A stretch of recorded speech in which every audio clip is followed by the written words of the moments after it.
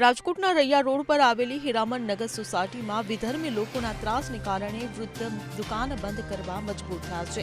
મળતી માહિતી મુજબ મહિપતસિંહ વાળા નામના વૃદ્ધ શિવશક્તિ પ્રોવિઝન સ્ટોરના નામે છેલ્લા 20 વર્ષથી દુકાન ચલાવે છે. ત્યારે ઓસમાન શેખ નામના શખ્સ દ્વારા વૃદ્ધને વારંવાર હેરાન કરવામાં આવી રહ્યા હોવાની ફરિયાદ કરવામાં આવી છે. જેમાં જણાવવામાં આવ્યું છે કે વિધર્મી શખ્સો શેરીમાં જ્યાં ત્યાં વાહનો પાર્ક કરીને હંગામો મચાવે છે. આ વૃદ્ધ અગાઉ પોલીસમાં પણ ફરજ બજાવી ચૂક્યા છે. તેમ છતાં વિધર્મીઓના ત્રાસને કારણે વૃદ્ધ દુકાન બંધ કરવા મજબૂર બન્યા છે. ત્યારે આ સમગ્ર મામલે ગાંધીગ્રામ પોલીસમાં પણ ફરિયાદ નોંધાઈ છે. ફરિયાદ નોંધાવ્યા બાદ પોલીસે વધુ તપાસ હાથ ધરી છે. હું આ મકાનમાં આ વિસ્તારમાં 40 વર્ષ રહું છું. માજી કોન્સ્ટેબલ છું. પોલીસની નોકરી છોડીને મેં આ વ્યવસાય વેપારનો અપનાવ્યો છે. આ મકાનમાં 40 વર્ષ મને થયા છે.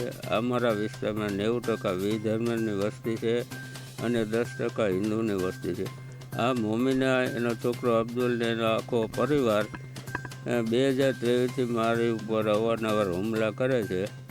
અગાઉ મારી દુકાનમાં સીસીટીવી કેમેરા હતા નહીં. ત્યાર પછી એને 2 હુમલા કર્યા પછી મેં સીસીટીવી કેમેરા ફિટ કરાવેલા છે.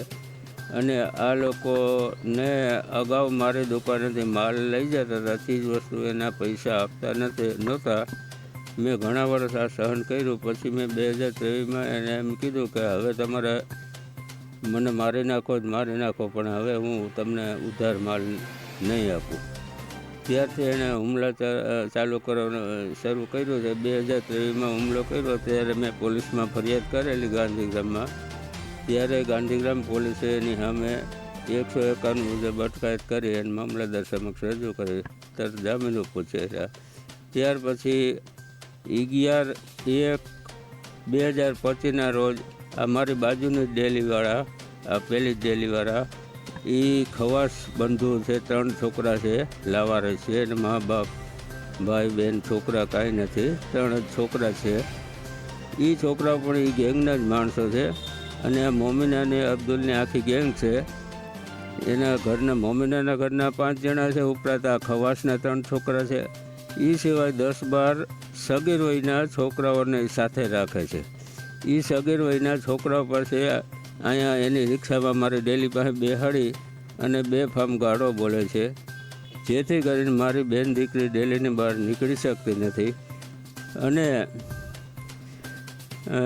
મેં એને આવું ન કરવાનું કહેતા તારીખ 11/1/2025ના રોજ મિહિર મકવાણા નામના આ ભાઈએ મારા ઉપર હુમલો કરેલો. એની ફરિયાદ લખાવવામાં પોલીસમાં ગયો તો પોલીસે મારી FIR ન લખી અને એમ કહ્યું કે ખાલી અરજી આપો. એટલે મેં અરજી આપી તો PSI ડી સ્ટાફના PSI જાડેજા સાહેબે કહ્યું કે અરજી ઉપરથી તપાસ કર્યા પછી અમને યોગ્ય લાગશે તો FIR લખશું. પરંતુ એને FIR ન લખી. એટલે મેં એ ડી સ્ટાફના PSI જાડેજા સાહેબને કહ્યું જો FIR ન લખવી હોય તો મારી અરજીને મારું નિવેદન મને પાછું આપી દે. અત્યારે મેં 18/1/2025ના જે બનાવ બન્યો એમાં FIR લખાણી છે, પરંતુ હજી સુધી પોલીસે સામેવાળા સામે કાંઈ કાર્યવાહી કરેલ નથી. હું અત્યારે શિવશક્તિ પ્રોવિઝન સ્ટોર નામે કરિયાણાની દુકાન ધરાવું છું 2023થી. હા, ત્યારથી જ બંધ છે. જ્યાંથી 18 તારીખે રાતે 8 વાગે હુમલો કર્યો ત્યારથી જ મારી દુકાન બંધ છે. કારણ કે 18 તારીખથી એટલે આજે 25થી 7 દિવસથી દુકાન બંધ છે. કારણ આ લોકોએ 18 તારીખે હુમલો કરેલો. હજી દુકાન ખોલું તો કદાચ એ લોકો પાછો હુમલો કરે.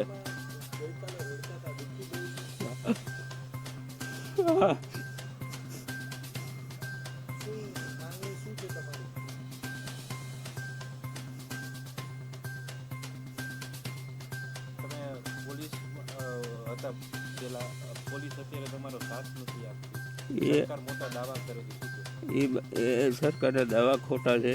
પોલીસની કાર્યવાહી યોગ્ય નથી. અને આ દુઃખી છું. અને આ વિધર્મીએ જે હુમલા કર્યા છે એને કાયદા મુજબ સજા થવી જોઈએ અને જો સજા ન થાય તો એના ત્રાસ, ડર અને ભયથી હું જીવી શકું એમ નથી. મારે આત્મહત્યા કરવાની હવે એ સિવાય મારી પાસે બીજો કોઈ વિકલ્પ નથી. મારા પરિવારમાં મારા પત્ની છે, એક દીકરો મારો આવી રહ્યો છે, એક કાલાવર રહે છે. એ અત્યારે હાલમાં મકાનમાં હું, મારા પત્ની, મારી દીકરી ને એક દીકરો, 4 જણા રહીએ છીએ. એ લોકો તો દિલ્હીની બહાર જ નથી નીકળી શકતા. આ લોકો અહીંયા બેસીને જ, આ બાજુમાં જ બેસીને ઓલા નાના છોકરાઓને લઈને મા બેન સામે ગાળો બોલે છે. એમાં બેન દીકરી કઈ રીતે મારી નીકળી શકે બહાર? 2023 મારી માંગ એ છે કે આને સખત નસીહત થવી જોઈએ કાનૂન મુજબ, અને જો કાનૂન મને મદદ કરીને એની સામે કાર્યવાહી ન કરે તો હવે મારે આત્મહત્યા સિવાય બીજો કોઈ વિકલ્પ નથી. લોકોને પણ આવો ત્રાસ છે કે બધાને ત્રાસ છે, હિન્દુઓને તમામને. કે આ વિસ્તારમાં બધા સાથે હિન્દુ મુસ્લિમ લોકો સાથે રહે છે. જે તે વખતે વાળા બાપુએ મને રજૂઆત કરેલી કે ભાઈ મને આ લોકો બાજુમાંથી મકાન બનાવી રહ્યા છે, એને આ વિસ્તારમાં અશાંત લાગ્યો છે. તો અમુક આપણે પોલીસ સ્ટેશને રજૂઆત કરવા છતાં અશાંત ધારાનો પૂરો અમલ નહોતો થયો. જે તે વખતે મેં પણ પોલીસ સ્ટેશને કીધેલું છે.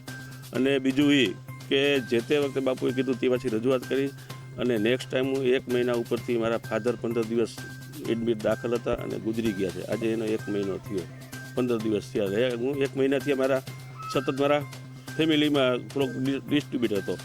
પણ આ મેં છાપામાં જોયું કે ભાઈ આ બનાવ બન્યો છે, તો અમે કમિશનર સાહેબને અને એસપી સાહેબને પણ રજૂઆત કરશી. કોઈ પણ લોકો, કોઈ પણ જ્ઞાતિના, કોઈ પણ ધર્મના કોઈ પણ લોકો હશે તો એની વાહે અમે જેટલું જે કરવાનું થતું હશે, ભારતીય જનતા પાર્ટીના કાર્યકર તરીકે અને હું કોર્પોરેટર તરીકે ખાતરી આપું છું કે આ વિસ્તારમાં કોઈ પણ ન્યુસન્સ હશે તો અમે ઉપર રજૂઆત કરી અને ભૂપેન્દ્રભાઈની જે સરકાર અટાણે અવિરત ચાલી રહી છે અને જે લોકોને ગુંડાઓને જે કરે, જો નહીં હાલે તો જો એ લોકો કાયદાની જોગવાઈ મુજબ રહેશે. જે કહે છે અમારા ગૃહમંત્રી કે કાયદામાં રહેશો તો ફાયદામાં રહેશો. છતાંય જો આ લોકો અવારનવાર ત્રાસ દેશે ને આ ત્રાસથી જો અમારી અહીં વિસ્તારની પબ્લિક હેરાન થશે તો અમે ઉપર રજૂઆત કરી અને એને કાયદાનું ભાન કરાવશું એવી મેં ખાતરી આપી.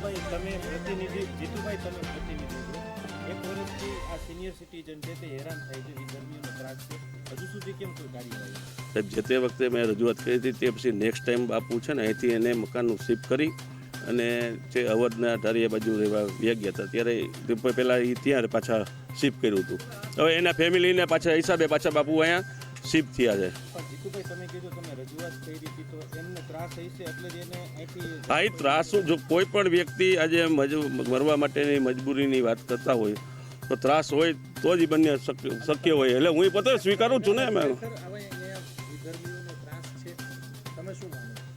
ઘણા અમુક આવારા તત્વો અહીંથી બે પાંચ લોકો અહીંના હોય, 2-5 લોકો બહારના, આ ટોળકી ભેગી કરી અને જે અવારનવાર વિસ્તારમાં ન્યુસન્સ ફેલાવે છે અને અમુક વિસ્તારમાં જે વસ્તુ કે નો સેવન કરવાના વસ્તુ થઈ શકે છે એને અનુસંધાને ક્યારેક આવું ફરિયાદું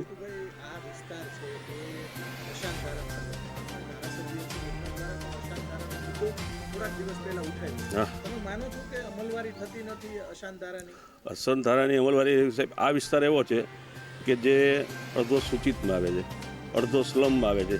એટલે એ વસ્તુનો દસ્તાવેજનો જે પોઈન્ટ આવે એમાં કલેક્ટર સાહેબના અંડરમાં પણ ન આવી શકે.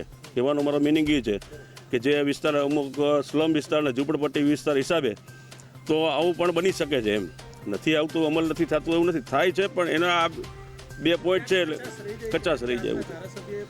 હા, એ ઉઠાવ્યો પણ આ વિસ્તારમાં શું છે, સૂચિતને જે રહ્યું અત્યારે જે સ્લમ વિસ્તાર છે એ લોકોનો તો શું છે કે નોટરી લખાણથી પણ આવું ચાલતું હોય છે. લખાણ એકબીજાના મકાનનું આપલે થઈ શકે છે.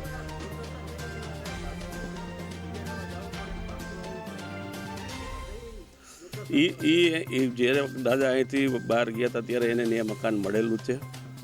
અવધમાં એને મકાન મળ્યું હતું ત્યારે એને એને શિફ્ટ કર્યું હતું. ધંધો અહીંયા હતો.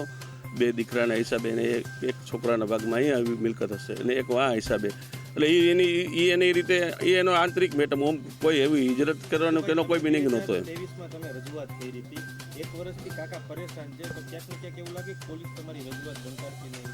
સાહેબ, જે તે વેપાર ધંધો બંધ રાખવો પડે છે કારણ કે છેલ્લા ઘણા સમયથી નહીં સાહેબ, હવે જે હશે તે અમે અમારે ધ્યાને લઈ અને વહેલી કાર્યવાહી કરાવી દઈશું. Bureau report CN24 news. હવે જુઓ દેશ દુનિયાની તમામ ખબરો તમારી આંગળીના ટેરવે. ઉઠાવો મોબાઈલ અને Google Play Store પરથી ડાઉનલોડ કરો અમારી CN24 ન્યૂઝ મોબાઈલ એપ.